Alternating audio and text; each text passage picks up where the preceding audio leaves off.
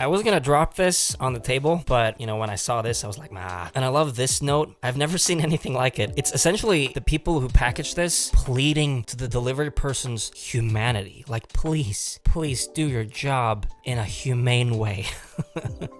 Dear delivery person, thank you for the delivery. This is a package delivered to an important person.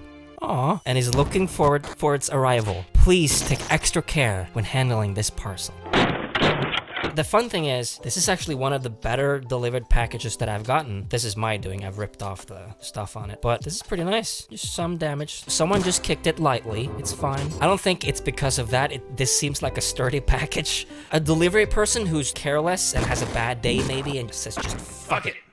Joel needs a car, and tosses them around and isn't careful, they're not gonna stop and read this. This note is, I think, is just meant for me, the customer who sees this and is like, oh, at least they tried. I can't blame them because they put this on, and the heartless delivery person just ignored it, you know? Okay, as you've seen in the title, this is the, I assume it's the Tonberry. I have ordered the Cactuar as well, and I will be unboxing that when it arrives. And it's a metal figure, as we know. It's fairly heavy. And I already have a metal figure from the remake, and I'm gonna guess it's gonna be similar-ish to this packaging. That's my guess. But actually, no, now that I'm thinking about it, it actually says on the thing that it's a Bright Arts figure. So it's something completely new. Oh!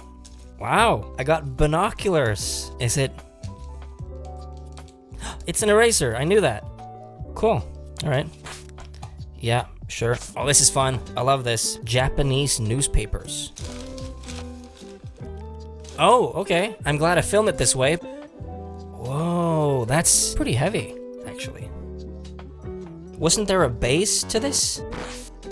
Compared to this, before I even take it out, this seems more like classy, simplistic, and this cost, I think, 10 times more than this.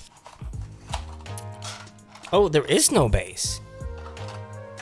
There really is no base for this? Oh my god, that's heavy. I'm not sad that there isn't a base. Oh no, I'm mixing things up. Forget, oh, I'm an idiot. This one doesn't have a base. It's the Cactuar that has the base, obviously, because it can't stand on its own. Ding, ding, ding, ding, ding. That's a right answer, baby. Wow.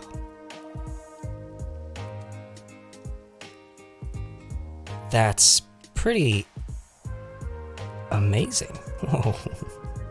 A lot of reflections in this guy. Basically just a mirror on that. It's like a, you know, it's soft, it's like a thing. That's pretty cool. I'm not really a fan of the fact that you can see the whole room in this thing. Like, my collection is right over there. I'm building up to this collection reveal one day, and now you can see all of it. Damn it. Stop that. Alright, cool. Here it is next to a Funko Pop. So it's not that big, but when you hold it, it's like a big chunk of metal. That's what it feels like. Look at the reflections, dude. And there it is next to a, oh, look at that. Next to a card. And next to the Ifrit thing, there's the perfect size comparison you can see. I should get, you know, in the hand like this. That's cool. How many fingers am I holding up? When I first saw the pictures of this, I was convinced that this was going to be a super light plastic thing that was going to be hollow and hard plastic, and this thing was going to break off immediately. I'm not going to even try to pick this up by that. I'm always going to pick it up by the widest parts and never pick it up by the tail or anything. Because I am scared of it breaking, but it is truly, I don't know how to show it, but it's that's probably a bad idea. But I just wanted to show the same thing when I showed this, how it's clearly metal, and this is metal too. Wow, look at the fucking reflections, dude. Stop. Let's see, what can we see in here? Hi. For a while I was convinced that this Tonberry wasn't in the original Final Fantasy VII, but I think it is in, I was about to say the Corneo Cup, but it's in the Gold Saucer fighting arena. And tonight's Corneo Cup! definitely. And I think I've seen some glitches or something where it was supposed to be when you first visit the northern crater. You were supposed to fight this somewhere. I've seen that. But other than that, I don't think you fight this. The one that you do fight is the one that has the red cloak and is like black and white or something like that. So this is kind of unique in that regard. And it's basically identical, I think, in both versions. Let's see, which one of these are heavier? They're both very heavy, but I think this is actually pretty heavy. So I think this is solid. But I'm very happy for Square Enix to release new stuff like this, like maybe not just one-offs like this seems to be for now, but a completely new series that isn't too expensive, it isn't too big.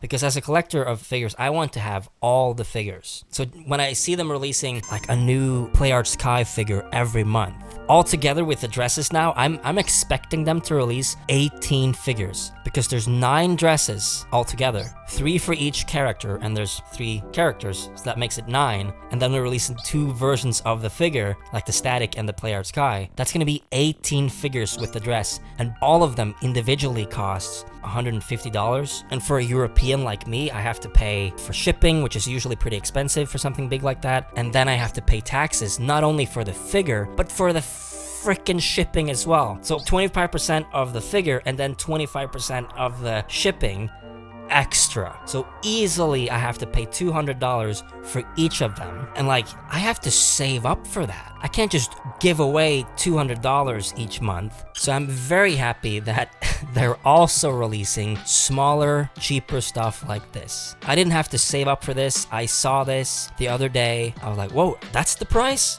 What? Because I was expecting it to be as expensive as this. I think I paid around $100 for this. This was like, I don't know, $25 maybe? So I could buy this and the Cactuar with like 3 weeks in between. So I'm guessing the Cactuar is arriving in 3 weeks, and I'll be making a video about that too. Now, the issue I have with this is how my collection looks, and you'll see it in a second. I have the figures by themselves. I have one section for Cloud, one section for Tifa, one section for Barrett, and so on. And then I have the weapons in one area, I have the summons in one area, I have the chocobos in one area, but I don't really have a space set up for the enemies, like random enemies like this. I actually have to think about that now, where I'm gonna put this. But the only random enemy that I have other than this now is Toad. And I have 2 figures of Toad, and they're actually sharing like half a shelf with Aerith because of the way it's like split up. So I'm gonna move things around and see if I can find space. So let's do that now. Let's find space for this guy.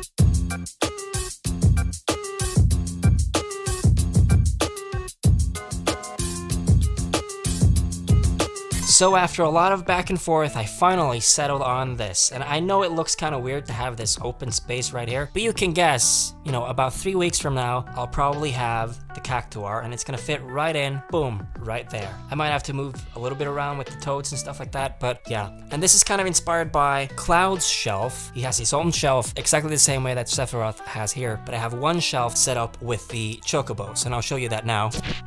Here you can see this is Cloud's shelf. It's the same with the coal cast and the huge static arts thing there. And it's the chocobos. I have 7 chocobos, 2 of which has Cloud on it, riding it. So it makes sense to have the chocobos with Cloud. It's inspired by that.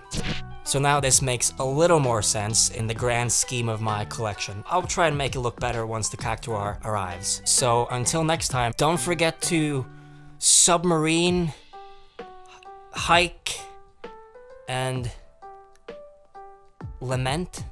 I don't know.